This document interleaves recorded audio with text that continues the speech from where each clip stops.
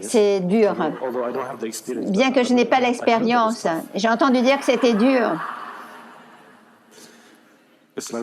C'est comme... une fois, j'ai expérimenté la fin d'un dimanche. Ouais. Et le vendredi soir, c'est le mieux. Mais le dimanche soir, c'est le pire. Juste comme ça, pour toutes ces grandes déités, de tous ces êtres terriens, terrestres, quand ils arrivent à la fin de leur vie, alors ils comprennent, parfois ils ne comprennent pas. L'idée qu'il y a un lundi, et ça les fait flipper.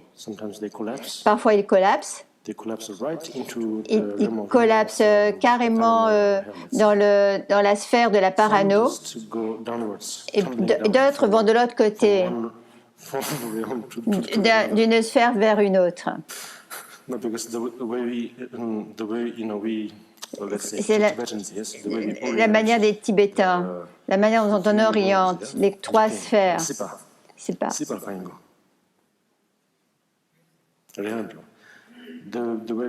La manière dont on illustre les trois sphères, la sphère du désir, la sphère de la forme et la sphère du sans forme. On le fait de cette manière. Vous avez dû le voir dans les mandalas. C'est un peu comme ça. Ça défie les lois de la gravité, la manière dont il le dessine. Ça commence, comment dire, comme ça. Ils décrivent la sphère du désir et la forme est comme ça. Donc c'est... je n'avais jamais vraiment bien compris ce que ça voulait dire, mais bon.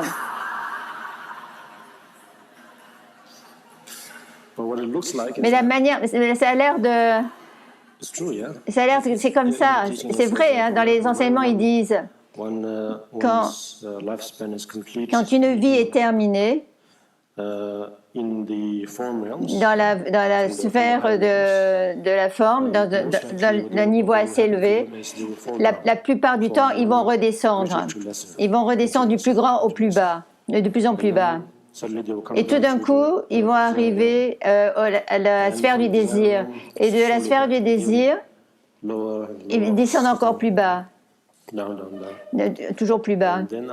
Et jusqu'à ce qu'ils deviennent humains. Et même dans la renaissance humaine, s'il n'y a pas de contrôle, ils vont encore plus bas. Ils vont encore plus. C'est pour ça. Il n'y a aucune garantie. Bien qu'il peut y avoir du plaisir, on ne peut pas avoir de garantie pour la prochaine sphère. On ne peut pas savoir ce qui se passera après. C'est pourquoi notre forme, notre renaissance, c'est de loin la meilleure. On peut avoir une idée des trois sphères. Et actuellement, c'est possible. Avec une très bonne méditation, on peut arriver à la forme à la sphère de la forme, juste en étant assis ici, juste là. On peut aller au-delà, on peut expérimenter tout et après on redescend. Parfois, ça prend un jour, une semaine. C'est vraiment possible. Les bodhisattvas le font pour améliorer leur habilité de se manifester dans différentes formes pour les autres. C'est la manière dont ils s'entraînent. Et le prochain, c'est probablement la sensation. La sensation, c'est un très fort phénomène. Un phénomène très fort. Ça change Ça peut changer les pensées d'une personne. Ça change le focus, la motivation, tout. La sensation.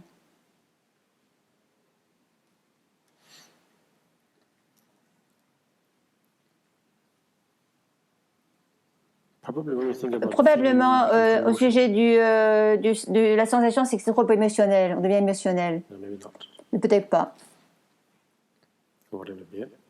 Quoi qu'il en soit, ouais. La sensation, une bonne sensation, mauvaise sensation, sensation neutre, oui. Et celle-ci, ces expériences de phénomènes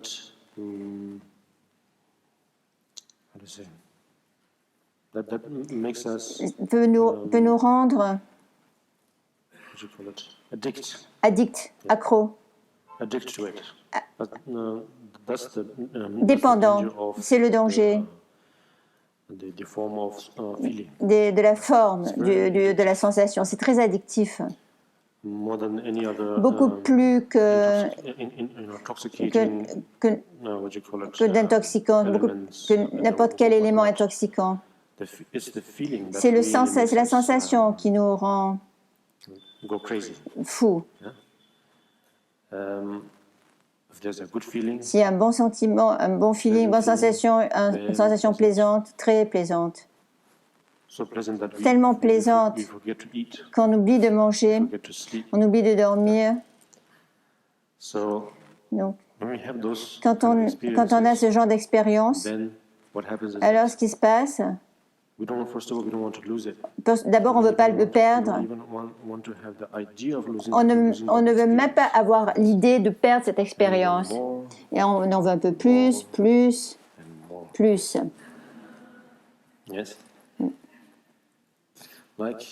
Comme, disons, c'est un goût de la plus délicieuse vanille, glace à la vanille.